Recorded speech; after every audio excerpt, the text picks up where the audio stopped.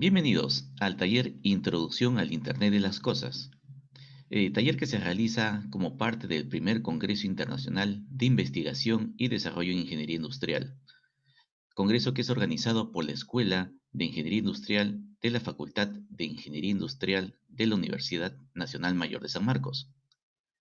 Para este taller nos acompaña el ingeniero Miguel Antonio Chávez Tapia. Él es ingeniero electrónico egresado de la Pontificia Universidad Católica. También es magíster de la Universidad de Cambridge.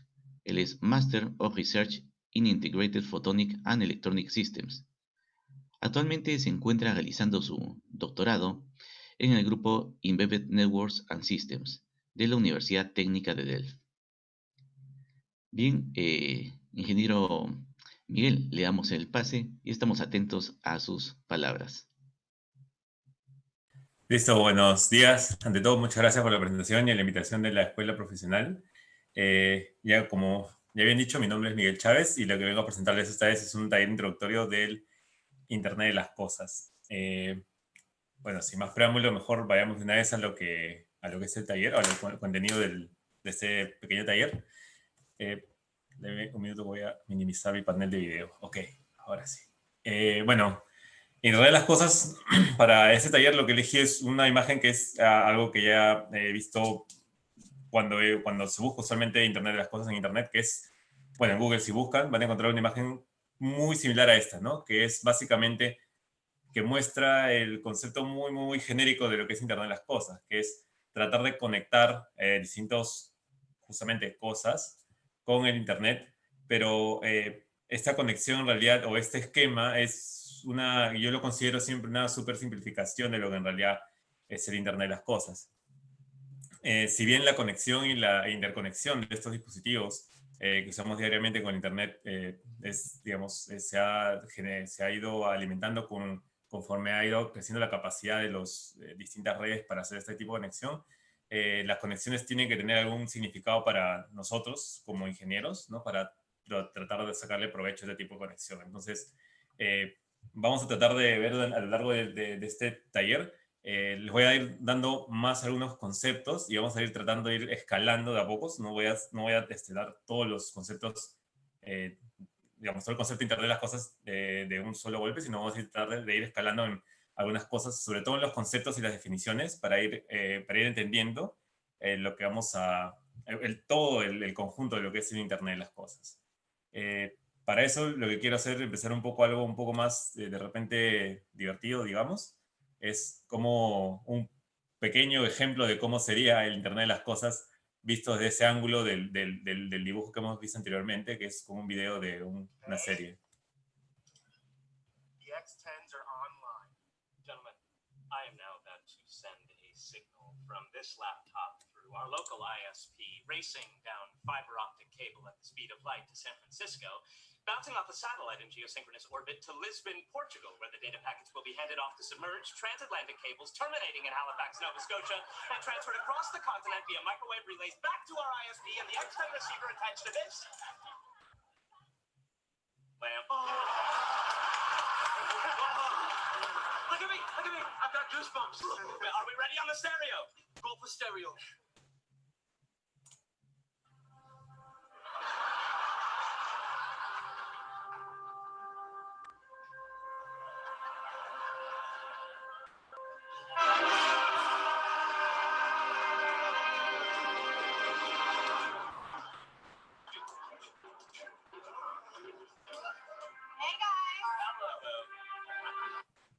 Ok, en este pequeño ejemplo, lo que está haciendo en realidad el ingeniero que es aquí, Howard, de lo que está tratando de hacer es controlar su lámpara a través del Internet, ¿no? Y como él explica, no sé bueno, está en inglés, pero si entendieron lo que dijo, es que justamente están conectando ese dispositivo que enciende y apaga la lámpara y la señal le está viajando por todo el Internet, por una interconexión, por una fibra intercontinental incluso, y está regresando a la misma sensor para prenderlo y apagarlo, para prender y apagar la luz, ¿no?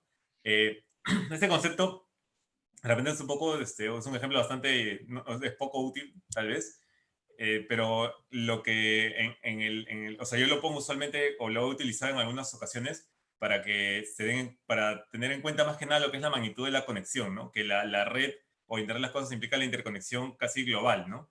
La otra vez yo tuve una discusión, no una discusión, sino asistí a un taller con un colega también que él estaba mencionando que este ejemplo era un poco más de lo que es domótica, más que el Internet de las cosas.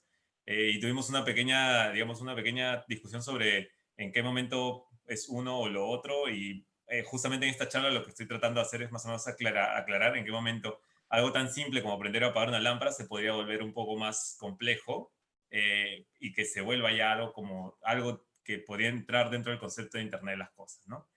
Ahí está el capítulo y les dejo el video en el link en YouTube si es que desean seguir viéndolo. Entonces, lo que vamos a ver ahora es un poco la introducción, que este primer taller es una introducción nada más a lo que es Internet de las cosas, porque en realidad es mucho más lo que se puede explorar y ahondar en cada uno de los temas. Vamos a hacer un poco de lo que es la historia, desde dónde viene, cómo arrancó todo este concepto de tener la interconexión entre tantos dispositivos, la definición de lo que es el Internet de las cosas, en base a, usualmente es más que nada una agrupación de profesionales y de industria y de academia los que definen esos tipos de los estándares y algunos tipos de definiciones sobre capas y sobre arquitecturas, por ejemplo, también.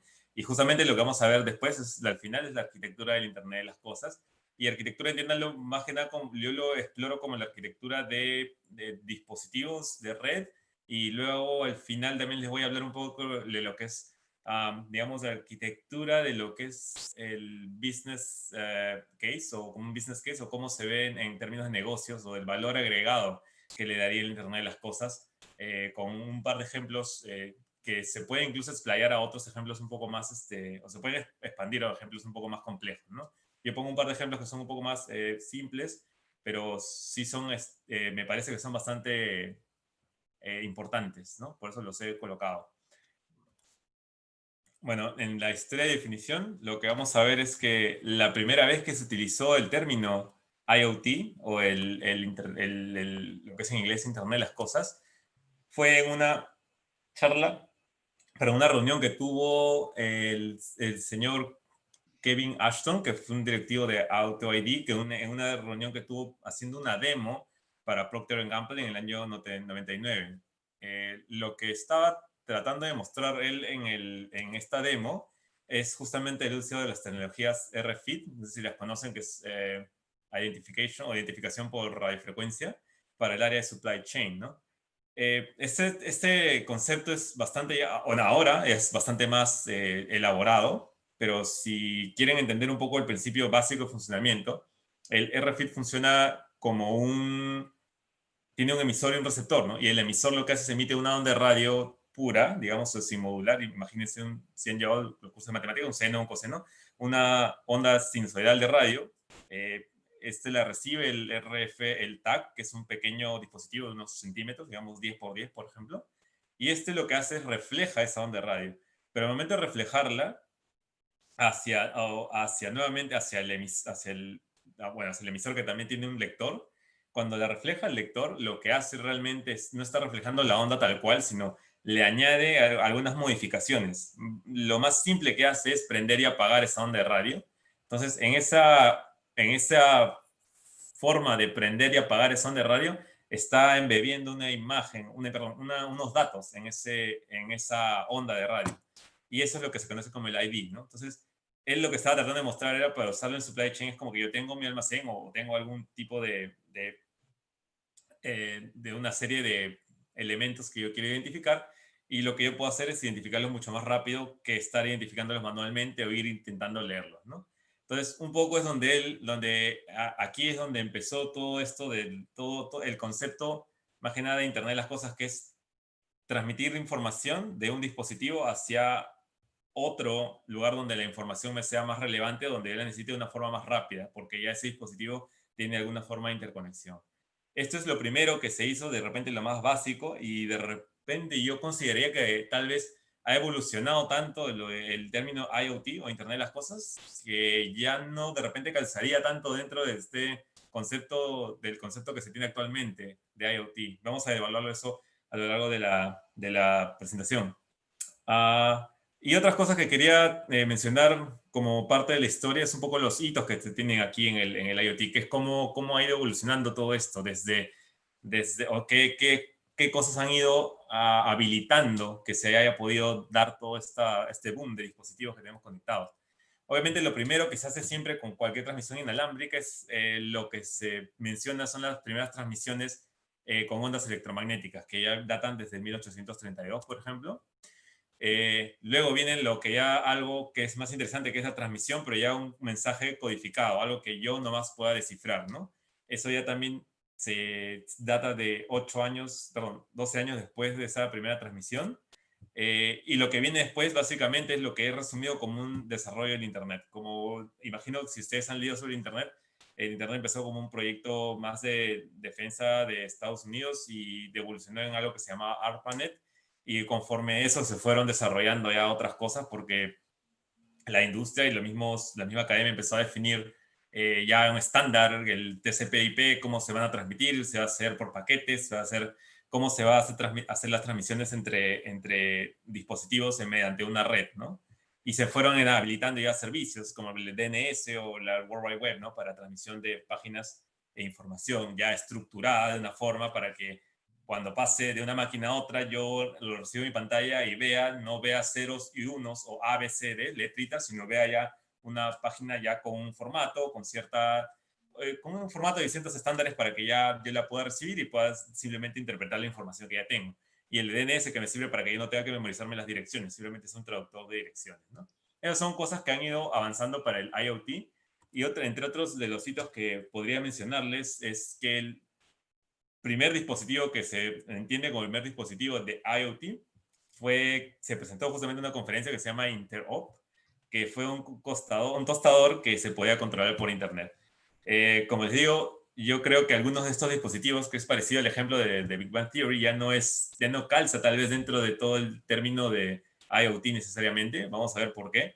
Pero lo vamos a discutir de repente en la ronda de preguntas, que sean. El de 2000 ya el día anuncia que se va a lanzar una línea de refrigeradores conectados a Internet. En el 2005 la ITU publica ya un primer reporte sobre el término de IoT. El ITU es la Unión Internacional de Telecomunicaciones, que es una subdivisión de la ONU. Entonces, para que vean la magnitud, cómo esto fue creciendo. En 2008, la alianza IPSO, que es una alianza conformada por empresas como Cisco, Bosch, Intel, SAP, Fujitsu, Google, para que vean la magnitud también de la gente que está envuelta, o de las empresas que están envueltas en la industria, que está involucrada, perdón, en IoT, ya empiezan a promover el uso de redes IP, o sea, redes IP de Internet Protocol, en redes de objetos inteligentes, llámense smartphones, llámense smartwatches, llámense lo que ustedes quieran llamar que tenga smart cards, smart lo que venga. Ya se promueve que estas tengan una conexión, tengan no solo el dispositivo, sino cumplan el estándar y que vean todo lo que sea la conexión IP hacia Internet, ¿no? En 2009, Cisco ya publica un reporte donde demuestra que para el 2009 ya se tienen más objetos que personas que están conectadas a Internet. Usualmente imagino que ustedes o en algunos casos en casa, por ejemplo, tienen una computadora, tienen un módem, de repente tienen un televisor smart, ya está conectado a Internet, y ustedes de repente tienen 10, 20, 15 dispositivos conectados a Internet y en la casa son 5, ¿no? Entonces eso da la magnitud del alcance hasta cuánto está creciendo todo esto. Y el 2011 ya se lanza el estándar IPv6, ¿no? Como saben, el estándar IPv6 es un estándar que evoluciona del Internet, el protocolo de Internet 4, y es el que nos da mucho mayor alcance de cuántas direcciones puedo tener. Eso permitiría facilitar la conexión de dispositivos a Internet porque vas a requerir menos, digamos, conexiones y sobre todo menos, la arquitectura de red se simplifica un poco cuando tienes tantas direcciones, ¿no? Otra cosa que también menciono es que más o menos en 2011 también se lanza el Arduino para hacer proyectos personales. Uno puede hacer un do it yourself, o sea, haz tú mismo tus proyectitos con un Arduino, puedes hacer algún controlador, no sé, de tu tostador si te deseas, de tu lámpara. Y estos dispositivos ya, si bien tienen un controlador y pueden funcionar solos como controlador, también vienen con módulos que permiten su interconexión a Wi-Fi, se permiten su conexión a una red 4G, le puedes poner una SIM card y entras a la conexión a Internet. Entonces, eso también entra más, no tal vez a la parte de industria, pero entra un poco más a la parte del desarrollo y de que una persona puede hacer también sus dispositivos para IoT de alguna forma, una forma más amateur, ¿no? Una forma más casera, una forma más que uno mismo pueda desarrollarlo, no necesariamente en una universidad, o tal vez también en una universidad también, pero no necesariamente, digamos, en la industria, ¿no? Eso también me parece un hito bastante importante. Y para resumir un poco lo que es otras cosas, que de los 90 en adelante ya se desarrollan plataformas, protocolos y dispositivos netamente orientados para IoT. Entre las plataformas, yo les podría mencionar, por ejemplo, la de IBM, si no me equivoco es Watson, de antes tenía el nombre Blue, algo no recuerdo el nombre, pero por ejemplo la de IBM, el Watson, Google tiene su Google Cloud, la nube de Google también permite la conexión directa con dispositivos. Casi todos los proveedores en la nube, digamos, llámese Amazon, Microsoft con Azure o Amazon con Amazon Web Services, Google con el Google Cloud Platform y Samsung, creo que si no me equivoco, también tiene algún tipo de solución de este tipo. Tiene ya dentro de su, digamos, su gama de servicios que ofrecen conexiones para dispositivos de IoT, ¿no? Tienen algunas cosas. Yo he trabajado con algunos de ellos, si no me equivoco, con uno de Texas Instruments, que era un dispositivo que tenía muchos sensores y permitía la interconexión directa con la nube de IBM en este caso, la que yo utilicé esa vez hace unos años, que fue con Watson, ¿no? En caso de protocolos, para algunos ejemplos, imagino si conocen lo que es Bluetooth. El Bluetooth evolucionó en otro que se llama Bluetooth Low Energy. ¿Por qué? Porque usualmente estos dispositivos, y lo voy a hablar de repente un poquito, explayarlo más adelante, tienen más restricciones en energía. Entonces lo que se busca mucho es disminuir el consumo de energía y por eso se determinó un estándar o se creó otro estándar que es el Bluetooth Low Energy, que tiene más limitaciones en cuanto a energía. Otro protocolo es el que les mencioné, el RFID, el Zigbee o el LoRaWAN, hay muchos digamos, protocolos de interconexión que se desarrollaron. Puede ser a distancias cortas, ¿no? Una distancia personal, digamos, si yo conecto ahorita les voy a enseñar un ejemplo de lo que es algo de distancia corta, una red Bluetooth nomás, o puede ser una distancia mucho más larga, si yo tengo una red de sensores y quiero que esos se conecten a mi central para que luego se conecte a internet, voy a necesitar otro tipo digamos, de protocolo de conexión, ¿no? Que esos se han ido desarrollando. Yo conozco varios, incluso hay hay unos tipos que ya, sin entrar mucho en detalle, pero tienen modulaciones especiales que permiten que dependiendo de la distancia vas a tener mayor o menor capacidad para que si el dispositivo está muy lejos, puedas incluso seguir transmitiendo a pesar de la longitud o la distancia a la cual está ese dispositivo. Y en dispositivos, bueno, en dispositivos imagino que sí conocen todo lo que empiece con Smart, usualmente tiene algún tipo de conexión con el Internet, ¿no? Un smartwatch, un Smart TV, como decía el G, un Smart Fridge, ¿no? Una refrigeradora inteligente o su smartphone. Los autos ahora también, los autos tienen bastante, se están diseñando como para que tengan la conexión directa a Internet, ¿no? Eso es un poco lo que yo resumiría como la historia del IoT. Entonces, un poco resumido, pero más o menos es lo que me gustaría transmitirles en este momento. Y sobre la definición, yo diría que aquí les voy a dar algunas definiciones que voy a ir saltando. Voy a dar 4 definiciones, pero van a ir escalando un poco cada una de ellas, ¿no? Y lo primero que le podría decir es que no existe, a mi parecer, no existe una sola definición. Si ustedes buscan, van a encontrar varias definiciones como les decía, gente de industria o gente de algún instituto o alguna alianza o una unión internacional como el ITU o una aglomeración de industrias que van a decir van a darnos algunas definiciones. Entonces, lo primero que podría decir, y esa es una definición la que yo puse para esta presentación, que es la interconexión de objetos cotidianos con el Internet. Si recuerdan la imagen del inicio que les enseñé, era así, ¿no? Eran varios dispositivos, una tostadora, una aspiradora, un televisor, un teléfono, y se conecta a Internet, ¿no? Eso es como les mencionaba, era algo muy simplificado, ¿no? O sea, es como decir, como el ejemplo que les puse en el video, es conectar una lámpara y prenderla y apagarla simplemente por Internet. Sí, calza dentro del concepto de interconexión de objetos cotidianos al Internet, pero en realidad en la IoT tienes que hacer algo adicional con no solamente la interconexión, ¿no? La interconexión es un habilitador nomás, es algo que me permite hacer algo, pero lo que hago realmente tiene más, digamos, tiene más trasfondo, ¿no? No es simplemente eso, no es simplemente aprender y apagar cosas, ¿no? Entonces, vamos a escalar un poquito más. Esa es otra definición que encontré por otro investigador que dice que son dispositivos físicos conversando entre ellos sin intervención humana, con el propósito de monitorear, analizar y controlar, ¿no? Aquí ya me está acotando un poco más, diciendo, ya, son dispositivos que yo voy a utilizar para este fin, para monitorear, analizar y controlar, ¿no? El término, o bueno, en el ejemplo que habíamos visto de la lámpara, en el video, ven que la lámpara la puedo controlar yo, ¿no? Pero no calza dentro tal vez en la parte que es monitoreo y análisis. Entonces, para que calce, yo debería saber de repente, ya, yo puedo controlar la lámpara, pero ¿qué monitoreo? ¿Puedo monitorear la intensidad de repente? ¿Cuánto consume? ¿Cuánto tiempo está prendido? ¿Cuánto o cuántas veces se prende y se apaga al día? ¿Alguien dejó prendida la luz? Cosas así vendrían más en la parte de monitoreo, ¿no? Y eso ya, con eso generaría información que podría analizar ya de una vez y tener algún resultado, ¿no? Entonces, como ven, vamos escalando un poco, interconexión de objetos sí, pero con un propósito ya. Ya tiene un propósito esta interconexión, no es simplemente interconectar por interconectar, ¿no? Otra definición que ya viene ya una vez más del ITU, de esta Unión Internacional de Telecomunicaciones, ya nos detalla o sea, nos expande esta definición a decir que es una infraestructura global, ¿no? Que habilita servicios y mediante interconexión de cosas y acota un poco lo que es cosas, que pueden ser físicas o virtuales, ¿no?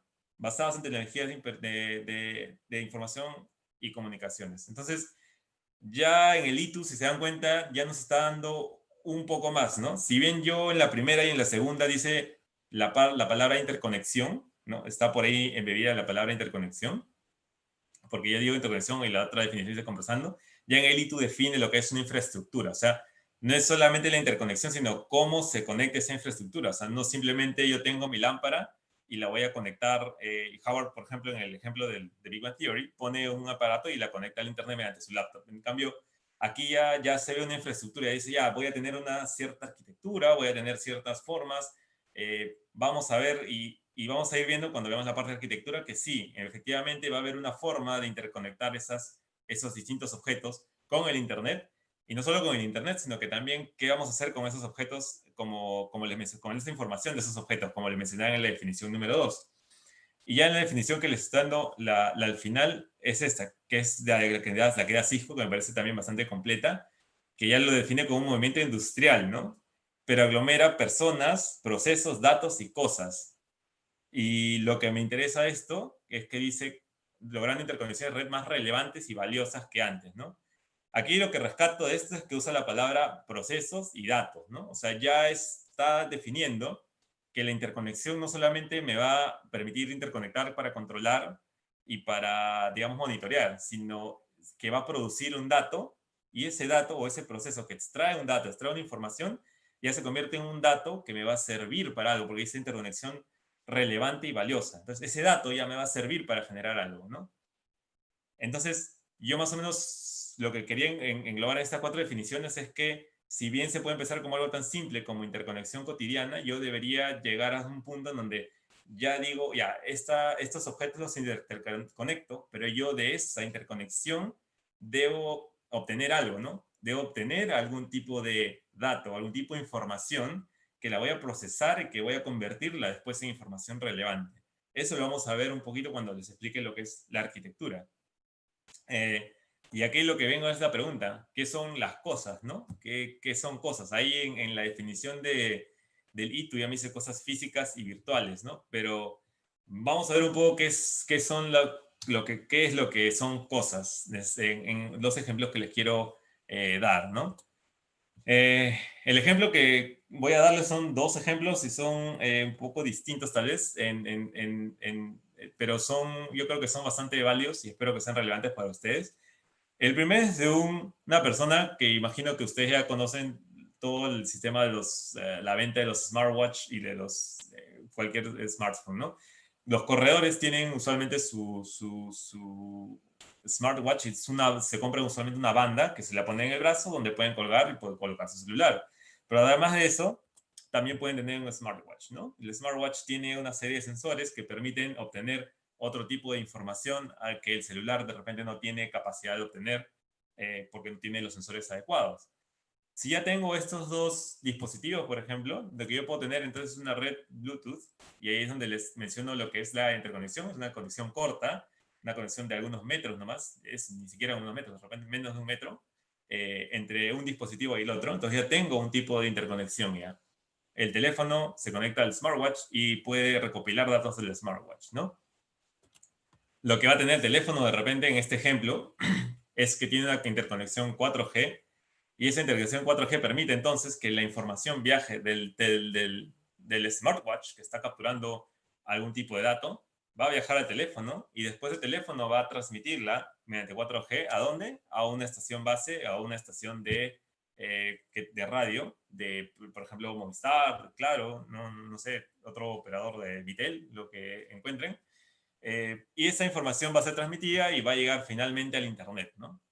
Aquí estamos viendo cómo está lo que habíamos definido anteriormente como interconexión, ¿no? Hay una interconexión y lo interesante de aquí, y lo vamos a ver también cuando veamos lo que es la arquitectura de red un poquito más adelante, es que hay distintas redes, ¿no? Es una red Bluetooth, de ahí es una 4G y de ahí probablemente es una red óptica, porque es una fibra óptica que conecte la estación base con la estación de Movistar, por ejemplo, ¿no?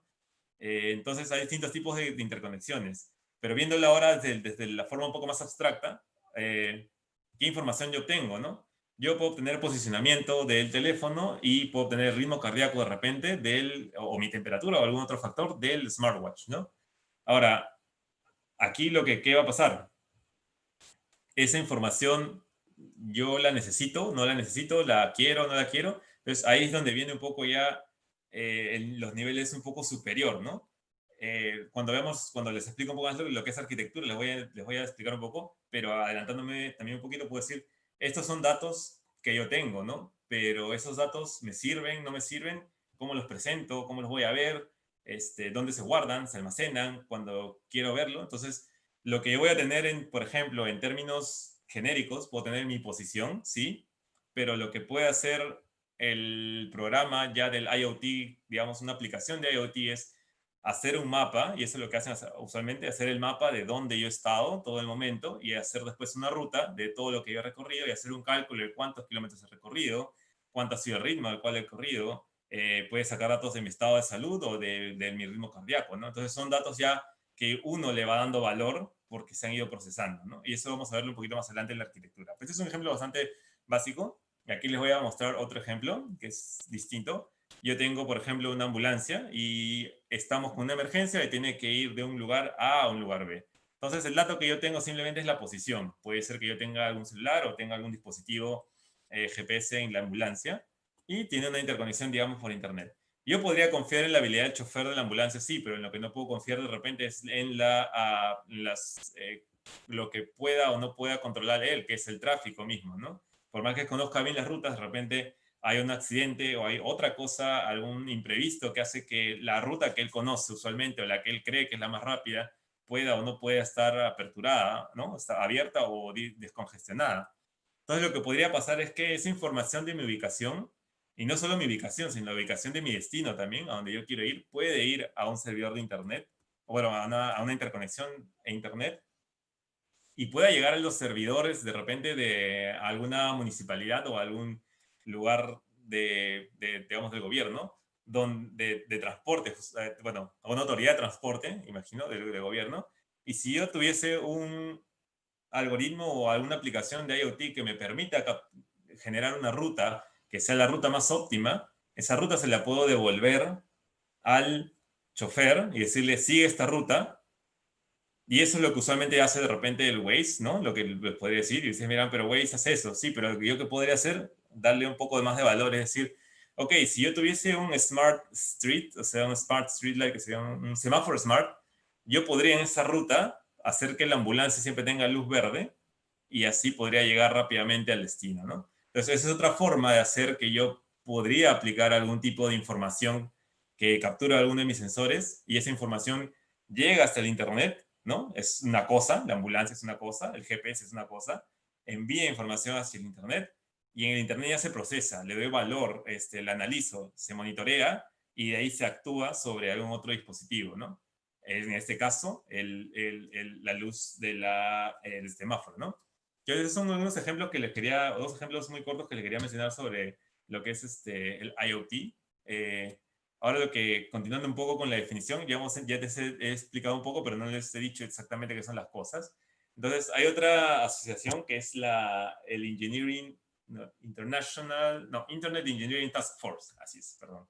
Internet Engineering Task Force es la fuerza de tarea de trabajo de ingenieros de Internet. Lo define como a las cosas como personas, máquinas e información, ¿no? Yo creo que información es un poco más relevante tal vez para la gente de informática, para la gente de electrónica, por lo menos lo que es máquinas nos interesa tal vez un poquito más, ¿no? En este caso yo definiría un poco más la palabra máquina como un dispositivo o sistema embebido. Y esto es lo que hace. Esto sí me gustaría que se les quede un poquito grabado, es que es un puente, esto, es un puente entre el mundo físico y el digital, ¿no? En realidad, todo lo que produce una cosa, en este caso un dispositivo o un sistema embebido, hace como una traducción, ¿no? Si yo tengo temperatura, lo que va a hacer es convertir esa temperatura en una señal eléctrica, la va a digitalizar y una vez que está digitalizada ya pasa a ser algo abstracto, ¿no? Ya no es algo físico, pasa a ser, digamos, un elemento del mundo abstracto de la información y del Internet, ¿no? Eso es lo importante acá en cuanto a las cosas y a los dispositivos de IoT. ¿Cómo se hace eso? Bueno, usualmente sensores, como ya se estaba mencionando, puedo convertir temperatura en electricidad. Actuadores es lo inverso, ¿no? Yo envío, por ejemplo, en el caso del semáforo, envío una señal al semáforo y se cambia el actuador a que ahora es una luz verde, ¿no? Eso es lo que hace el actuador.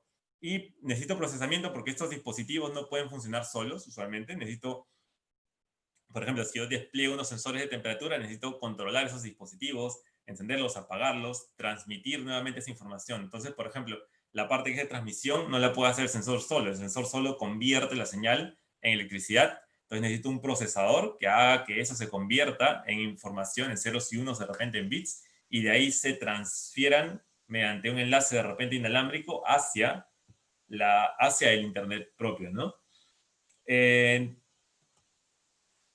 Entonces, la red que yo debería tener es una red como específicamente para la IoT, es que yo debería tener una red que conecte los mismos dispositivos y también conecte los dispositivos con Internet. Entonces, ahí hay distintas formas de hacerlo, distintas arquitecturas, y por ahí voy a mencionarles algunas en lo que conforme vayamos definiendo lo que es arquitectura.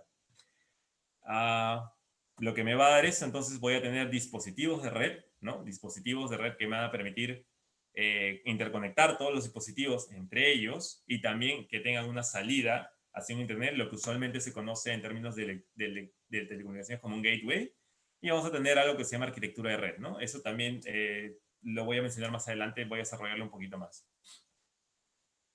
Ahora lo que viene es un poco lo que de repente lo que es el valor agregado, ¿no? Este ejemplo me gusta ponerlo de cierta forma. La información es relevante dependiendo del contexto. Yo he trabajado por unos años en el Grupo Romero y una vez haciendo una broma con un amigo y le decía, oye, ¿tú crees que a Dionisio Romero le interese lo que estamos haciendo ahorita? ¿No? Que yo trabajaba en sistemas y estamos haciendo una actualización. Y obviamente no le va a interesar al señor Dionisio de repente, pero lo que sí le va a interesar de repente es la información que nosotros, no la información en bruto que estamos generando, sino la información ya procesada, ¿no? Por eso es que tal vez sí le interesaría, pero dependiendo del contexto y de cómo se la presente, ¿no?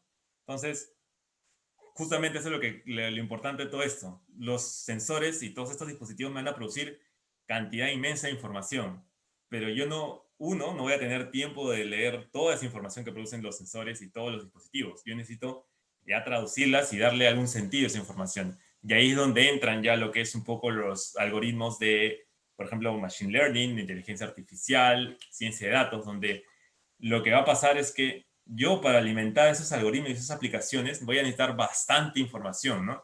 Usualmente mientras más información tenga, va a ser más robusto tal vez mi algoritmo su curva de aprendizaje y todo este tema de todos estos algoritmos que me producen algún tipo de información.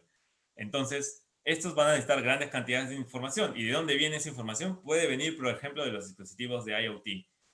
El procesamiento usualmente ya se hace en otro lugar, porque los dispositivos no tienen la capacidad para hacer ese procesamiento.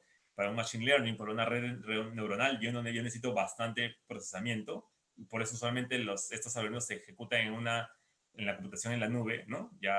Fog es un término medio entre la nube y o sea, no tan arriba, no tan en el data center de la nube, pero hay data centers que están en el edge, en el borde, no están en el centro de datos, ¿no? Entonces, lo que yo necesito es que estos dispositivos que no tienen obviamente la capacidad, porque el único objetivo de los dispositivos de IoT es usualmente capturar data, nada más, y transmitirla, ya la paso a la capa de aplicación donde sí, en una cloud computing, en un centro de datos hiperconvergente, supongo, un centro de datos en la nube a través de, no sé, de Amazon, de IBM, de Microsoft, ya tengas tu solución con una aplicación que con todos estos datos te dé alguna información valiosa, ¿no? Y los resultados ya usualmente aquí de repente vuelven a un dispositivo de IoT para hacer alguna acción o pueden simplemente generar un reporte para que yo como, digamos, CEO o digamos, como director o como alguna autoridad pueda tomar alguna decisión en base a los resultados que me están dando, ¿no? Entonces, aquí de repente es el punto un poco de inflexión entre el ejemplo que les daba de Big Bang Theory, entre apagar y prender una lámpara, ¿no? O sea, si es que yo no proceso y no tengo alguna tipo de información que me le dé relevancia, yo no lo consideraría como IoT, ¿no? Tendría que tener un poco algo más, o sea, no es simplemente que yo pueda, que yo utilice el Internet para hacer una acción, sino que tiene que darme algún tipo de información, algo de información y justamente información relevante, ¿no? Entonces, si por ejemplo en esa acción de prender y apagar yo pudiese monitorear el consumo, cuánto tiempo está prendida, cuánto, digamos, de cuántos watts es o alguna información adicional, de repente sí podría considerarse como una solución de IoT, ¿no? O sea, algo más, un poco más elevado. Entonces, una vez que hemos visto, más o menos les estoy dando lo que es la parte de definición, pero les he ido dando algunos conceptos de arquitectura también. Ahora sí les voy a presentar formalmente lo que yo considero que es la arquitectura del IoT, ¿no? Así como en la definición, en la arquitectura no hay tampoco una sola definición, pero sí hay algunos conceptos que se pueden poner en paralelo, ¿no? Yo puedo poner una arquitectura y la otra en paralelo y voy a ver que hay bastantes coincidencias en ellas, ¿no? Y he elegido dos que son que me parecen las más relevantes y porque están hechas por las personas que están bastante más envueltas en la industria del IoT, o sea, perdón, en el IoT a nivel industrial y también a nivel de academia un poco, ¿no? Pero vamos a empezar con la definición industrial, ¿no? Lo que vamos a tener en la arquitectura nos vamos a dar cuenta es que vamos a tener una gran distribución de dispositivos, o sea, voy a tener sensores, voy a tener de repente dispositivos smart, etcétera. Voy a tener gran distribución de redes, como les mostré en el ejemplo. Puedo tener una red Bluetooth, de ahí una red 4G y de ahí una red óptica. Entonces, hay bastantes redes que están jugando ahí su rol, ¿no? De hacer la interconexión hasta el destino final de la información. Y voy a tener ese tipo de aplicaciones también, gran distribución de aplicaciones. Puede que la información que yo tenga vaya a un lugar y sea consumida por bastantes aplicaciones, ¿no? No necesariamente una sola. Entonces, por eso que menciono que hay una gran distribución de aplicaciones. Una vez más, lo que le menciono, hay distintos dispositivos que pueden ser sensores o actuadores, hay distintas redes que lo mencionaba, bueno, lo que les mencioné, no puede ser radio, eléctricas u ópticas y también distintos tipos de alcance, ¿no? Como les mencionaba el ejemplo del corredor, tiene una red, prácticamente red PAN, que es una red personal, una red de corto alcance, y después ya tiene casi una LAN o una WAN, que es lo que va desde su celular hasta la estación base, ¿no? Entonces, como ven, hay distintos tipos de redes y cada red tiene su alcance también. Entonces, vamos a entender un poquito cómo se presentan las arquitecturas de red, las arquitecturas en general del IoT. Esa es la primera referencia que me parece la más completa o una de las más completas que está dada que se dio en el IoT World Forum, que es un foro donde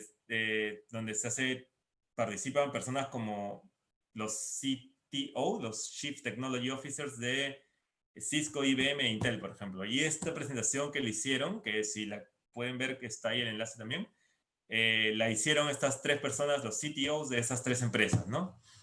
Y en la presentación que hizo, si no me equivoco, esta parte la hizo la persona de Cisco, empezó a darnos el modelo, y el modelo empezó a describirlo desde abajo, ¿no? ¿Cómo es la arquitectura? La arquitectura empieza por el punto más bajo, que son los dispositivos físicos, ¿no? Los dispositivos físicos lo que van a hacer es traducirme el mundo físico, ¿no? El mundo físico, van a recibir información del mundo físico y la voy a traducir a una información eléctrica y posiblemente ya digital, ¿no? Voy a digitalizar toda la información del mundo real, temperatura, presión, no sé, altitud, giro, aceleración, lo que a ustedes se les ocurra, lo voy a traducir, conteo de personas, conteo de, digamos, no sé, de a cajas con conteo de alguna otra cosa, de identificación de personas, etcétera. Algo que yo tenga, lo voy a empezar a traducir y a digitalizar. Luego eso, a través de la segunda capa, que es la conectividad, ¿no? Voy a tener en la segunda capa voy a tener todos los dispositivos donde la data se va más que nada a transmitir, más que otra cosa, porque también se va a normalizar, se va a filtrar, tal vez no, de repente hay información que no es tan relevante que la puedo hacer drop, la puedo dejar pasar nomás, pero lo que voy a hacer es distribuir ya la data en varios lugares para que puedas pasar al siguiente nivel, que es el Edge Computing, donde lo voy a dar un poquito ya la data, un poco de análisis, la voy a convertir ya, de repente ya no necesito la temperatura de todos los sensores, ¿no? De repente necesito la temperatura promedio nomás.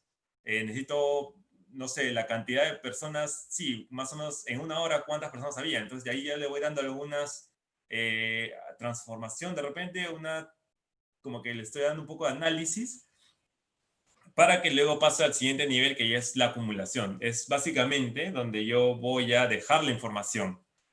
Hasta aquí es casi todo lo que he visto, es cómo ha viajado la información desde el sensor hasta donde se almacena. Y luego ya viene la parte que es ya la abstracción, ¿no? Lo que les mencioné al inicio, que es la aplicación, cómo se va a utilizar, ¿no? Ya en la parte de abstracción voy a agregarle más información, de repente la voy a presentar mejor, le voy a aplicar accesos, quién va a poder, qué aplicación va a poder entrar o no. Y luego ya viene la capa 6, que es la aplicación en sí, ¿no? Donde voy a poder extraer un modelo de análisis, voy a poder controlar de repente alguna información, voy a hacer reportes. Y justamente ya llego a la capa número 7, que ya es la colaboración y los procesos, ¿no? Que ahí es donde básicamente es acción, ya me involucra hacer algún tipo de acción que involucra ya a procesos de negocio probablemente y a personas, ¿no? Entonces ahí es como se va, así es como se va escalando. Y si se dan cuenta, hasta la capa 4, donde yo le dije, es donde la información viaja, ¿no?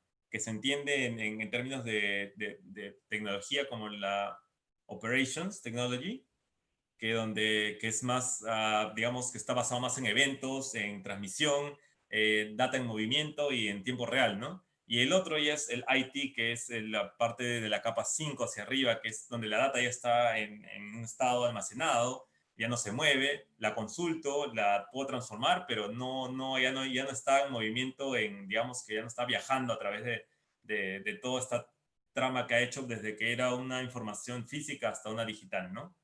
O también lo pueden tener como un ejemplo que es del agua. En la parte de abajo tengo como que el agua en estado líquido, bastante movimiento, y conforme voy subiendo se va congelando. Es como ir disminuyendo la temperatura hasta que llega algo estático. Este es el primer modelo de arquitectura que vi, que me pareció bastante interesante. Espero que sea bastante claro. Y el segundo es del ITU, que ya les he mencionado también que es el ITU. Y voy a ir de repente con este un poco más rápido porque me parece un poquito menos elaborado de repente que el otro, pero también me parece interesante, que es donde tengo arriba las aplicaciones que hablaba, que les he mencionado, ¿no? Que tengo mis aplicaciones de IoT que necesitan todos los datos y que necesitan alimentarse de muchos datos para poder generar información relevante. Y yo voy a tener en los niveles, voy a ir bajando, ¿no? Entonces, el nivel primero es las capacidades de soporte genérica y soporte específico. Lo voy a tener soporte genérico, imagínense que mi aplicación de IoT y yo soy IBM, entonces voy a tener que darle algún tipo de almacenamiento, algún tipo de procesador, un tipo de memoria. Entonces eso va a ir para un lado, o sea, la capacidad genérica que yo necesito. Y la capacidad específica es que, por ejemplo, ya yo tengo que dar una base de datos, de repente esto, pero tiene que ser una base de datos Oracle. Tiene que ser un sistema operativo también de Oracle. También tiene que ser un sistema, digamos, o un sistema operativo Linux, porque solo corre Linux la aplicación, etcétera. Esos tipos ya son específicas, ¿no? Y así es como lo divide la primera capa, que es la de soporte de servicio y soporte de la aplicación, ¿no?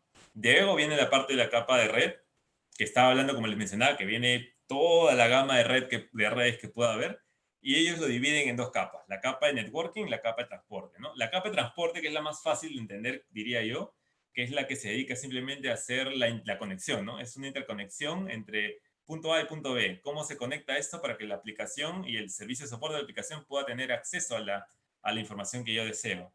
En cambio, la capacidad de networking involucra un poco más de, digamos, funciones de control de red relevantes, ¿no? O sea, por ejemplo, control de accesos, cómo voy a hacer, no cómo voy a conectar, sino si esta conexión está autorizada. Otra cosa que puedo hacer si es que tengo acceso a recursos, si es que hay una ruta o hay otra. etcétera, o si esa ruta está autorizada o no, eso lo voy a ver en la parte de networking. Autenticación, por ejemplo, también, eso también lo veo en la capa de networking. Luego viene la capa de dispositivos, y acá sí viene algo un poco más interesante que tal vez no se ve en el anterior, que es la capacidad de dispositivos. Porque mis dispositivos, como les mencioné, pueden tener distintas capacidades. Puede haber dispositivos que ya tengan conexión directa a Internet, puede haber dispositivos que no, puede haber dispositivos que tengan capacidad de hacer una red entre ellos mismos nomás, y después uno de ellos nomás sale a Internet. Entonces van a haber varias cosas que puedo tener las capacidades de mi dispositivo. De repente es un dispositivo que tiene energía todo el tiempo, o puede ser un dispositivo que en realidad dependa de la energía solar, o puede ser un dispositivo que dependa de otro tipo de energía, que no sea constante en el tiempo esa energía. Entonces el dispositivo se va a comportar de distinta manera. Entonces ahí es donde yo analizo un poco cuáles son las capacidades de mi dispositivo y cómo ellos pueden interactuar con la capa superior de red. Por ejemplo, para darles un ejemplo muy sencillo, hay dispositivos que funcionan simplemente con energía solar, y la energía solar, como saben, no es constante, va a haber altos y bajos. Entonces, si es que es un dispositivo de este tipo y yo debo tener un dispositivo especial, debe ser un dispositivo especial que se pueda apagar de forma ordenada cuando detecte que la energía solar está bajando, y se pueda inicializar nuevamente de forma ordenada cuando la energía solar regresa, ¿no? Entonces, esa es una capacidad de dispositivo, y por tanto también va a interactuar de forma distinta con la red, ¿no? Entonces, eh, ahí más o menos son otros dispositivos que no son necesariamente igual a los que usualmente conocemos normalmente, ¿no? Y la otra es la capacidad de gateway, que es lo que les mencioné al inicio, que es cuando yo tengo tantos dispositivos que de repente no todos conversan de la misma forma. El gateway lo que hace simplemente es juntar todos y traducirlo para que pueda ir a la parte de red. Ya, voy a acelerar un poquito porque creo que ya se me está acabando el tiempo, y quería dar un tiempo también para las preguntas. Lo importante de la arquitectura es que también tiene un modelo de negocio, y eso es lo que me da a mí, es que cómo voy a generar yo valor o a partir del Internet de las cosas, ¿no? Lo que va a pasar es que el IoT básicamente me genera datos, ¿no? Los datos tienen una estructura, y esa estructura y esos datos mismos yo los voy a procesar para producir un tipo de información. Y la información tiene que presentarse, y esa información va a producir consecuencias usualmente, que es una toma de decisión. Aquí puede haber, digamos, puedo bifurcarse, porque puede ser una toma de decisión automática, de repente si yo tengo algo ya programado, o puede ser que lo presente a alguien, a una persona, y esa persona tome la decisión. Entonces, en este caso, lo que va a darte el valor es la información ya procesada, ya estructurada, y ya, bueno, los datos, perdón, ya procesados, ya estructurados, que van a producir una información, y esa información me va a dar valor, ¿no?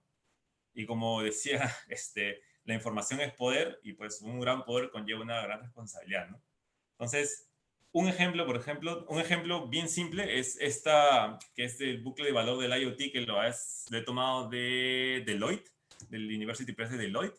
Básicamente es donde empezamos en el create, ¿no? Yo voy a tener unos sensores que me van a generar información de un estado físico o un evento físico, ¿no? Mediante la red, voy a comunicarlo, voy a ordenarlo un poco, voy a aplicarle un estándar, la voy a mandar a la parte que es de agregación, donde la información, por ejemplo, voy a juntar la información que es relevante, voy a darle información, por ejemplo, a través del tiempo, de distintos dispositivos, de distintos lugares, lo que me sea más relevante a mí, y luego, cuando ya está mejor presentada, la voy a pasar a la parte de análisis, donde voy a buscar, a ver, ¿qué patrón? A ver si es que este patrón es un patrón realmente, es un evento al azar, ¿qué ha pasado aquí? O sea, se relaciona con alguna otra variable que yo tenga, si aumenta la presión, aumenta la temperatura, por ejemplo, esas cosas así, voy a ir viendo la parte de análisis, y después ya viene la parte de actuar, como que voy a hacer un cambio voy a iniciar, voy a mantener o voy a generar un cambio en el mundo físico, o en un evento, un estado del mundo físico, ¿no?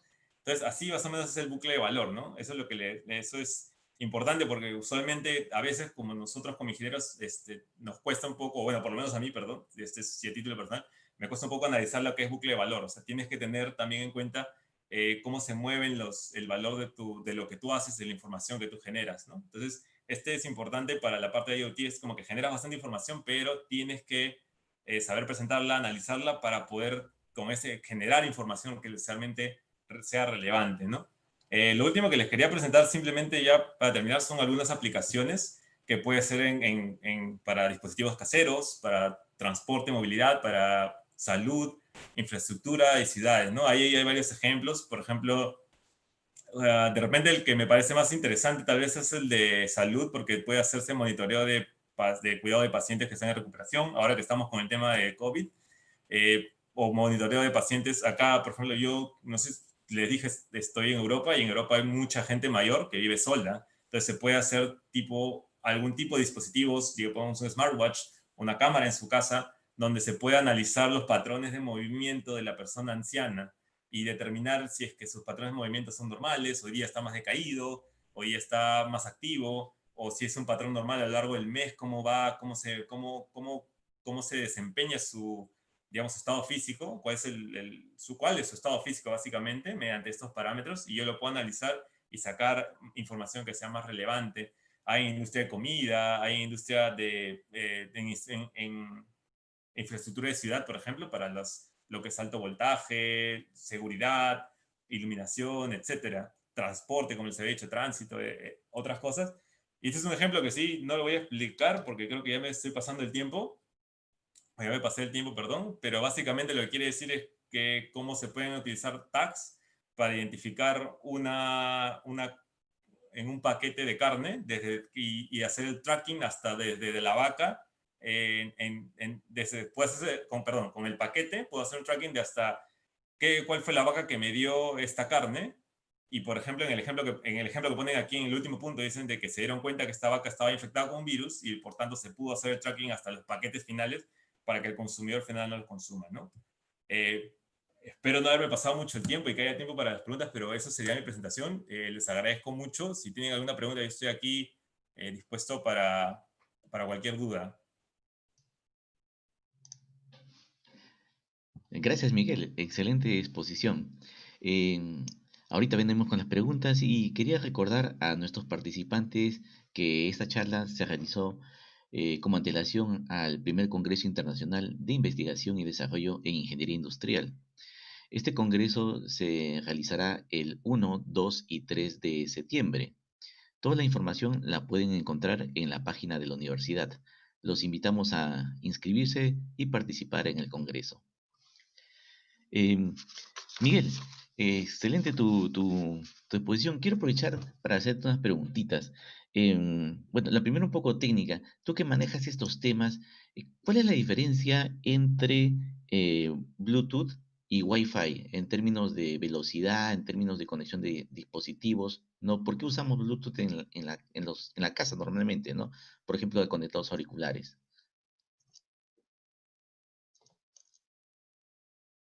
Sí, bueno, en realidad son varios temas. Un tema es el alcance. El Bluetooth, si no me equivoco, tiene alcance dependiendo del tipo o de la generación Bluetooth, hasta puede ser 10 o hasta 50 metros, si no me equivoco. El Wi-Fi tiene mucho más alcance. Y el Wi-Fi tiene algo bastante interesante que se llama, que es los nuevos Wi-Fi sobre todo, tienen mayor capacidad de transmisión, porque tienen una técnica o ¿cómo se llama esto? Sí, una técnica que se llama MIMO, que tiene varias antenas, y si tu dispositivo también tiene varias antenas, hacen un arreglo de transmisión y pueden llegar a tasas de transmisión bastante elevadas.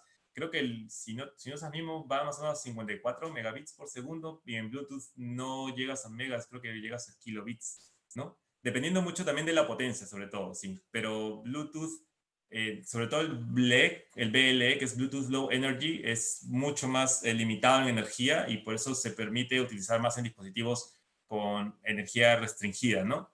Energía restringida, llámese como les mencionaba, si yo tengo un dispositivo que solamente tiene una pila de reloj para alimentarlo, y depende mucho de energía solar, o de algún tipo de vibración, entonces la energía es un parámetro que yo debo considerar en el diseño, ¿no? Pero eso sería la respuesta corta: alcance y transmisión. El Wi-Fi obviamente tiene mucho más transmisión. Perfecto, aclarada la duda. Acá tengo otra preguntita. Eh, Acerca del modelo de negocio con datos proporcionados, ¿qué le recomendaría a un freelance que quiere incursionar en este rubro?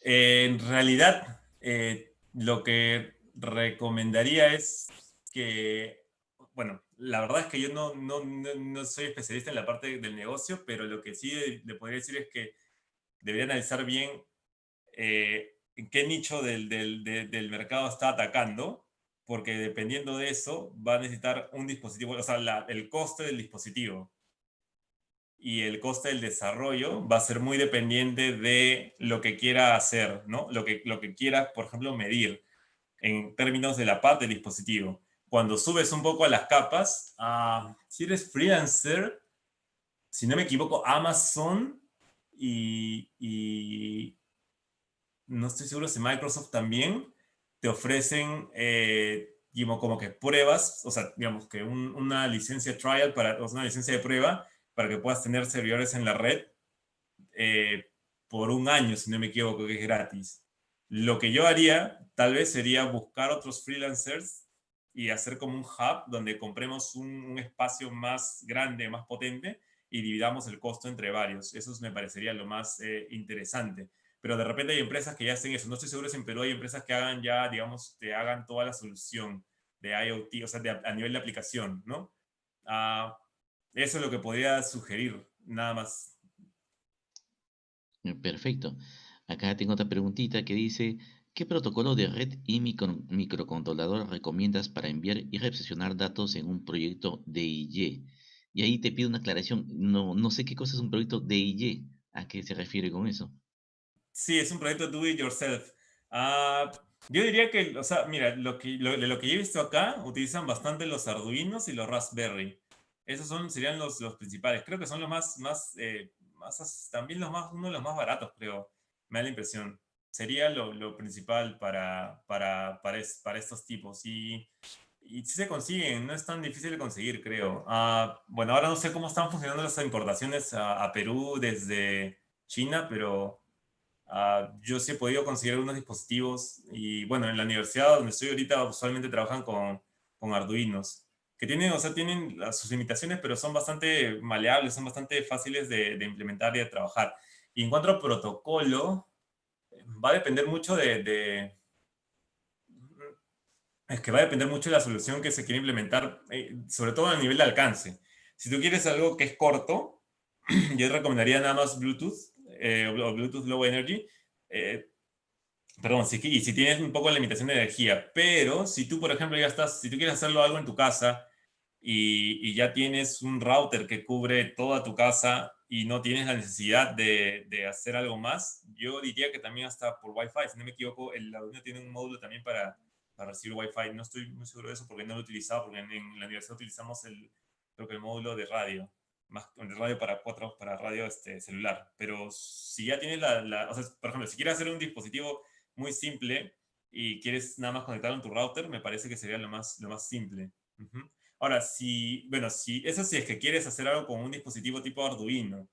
Lo que también puedes hacer, que es algo mucho más simple, tal vez más efectivo, no diría más simple. No, bueno, si la palabra sería simple, diría menos complejo, o más rápido, diríamos, para hacer podrías bajarte o podrías buscar en Google Play algún tipo de aplicación. Yo conozco algunas que, bueno, ahorita no tengo el nombre, o si me da un minuto puedo darles su nombre, pero básicamente lo que hacen es que tu celular lo convierte en un generador o sea, a ver, te voy a explicar. Un celular tendrá pues 10 sensores, digamos, o algo así. Entonces, hay algunas aplicaciones que lo que hacen es convierten tu celular en un servidor de sensores o algo así. Se llama PhonePay, P-H-O-N-E-P-I latina. Y lo que hace básicamente, déjenme ver si les puedo mostrar. Bueno, no sé no creo que se vea porque la cámara no, ahí está, ahí de repente se ve un poco. Entonces, ahí lo que yo puedo hacer es ir Uy. habilitando todos los sensores de mi celular y voy a tener acá, me va a dar una URL a la cual yo podría entrar. Ya, esa es la parte inicial. Y con eso, simplemente en tu computadora puedes tener un programa en Python eh, y vas a poder leer todos los sensores de tu celular. Y eso sería lo más simple, eso sería lo más básico que podrías hacer un tipo de solución de IoT, ¿no? Con tu celular, ¿no? Si es que no quieres, o si es que no quieres esperar o invertir en algún dispositivo extra como un Arduino, como un Raspberry Pi, ¿no?